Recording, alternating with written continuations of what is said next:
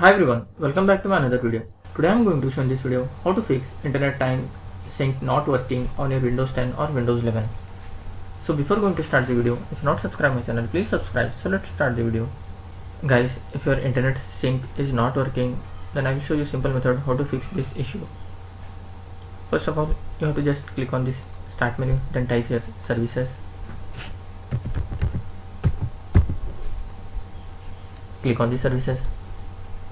In this you need to find window time service. Just press W key and scroll down. You can see here window time. Double click on that. Select as automatic. Click on start.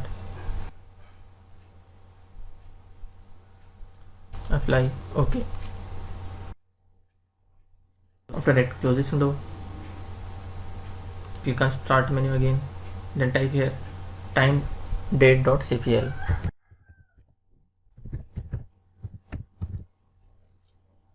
Click on this time date.cpl. Click on internet time. Click on change setting. Select another server. Click on update now. Then click OK. After doing this, once you have to restart your laptop.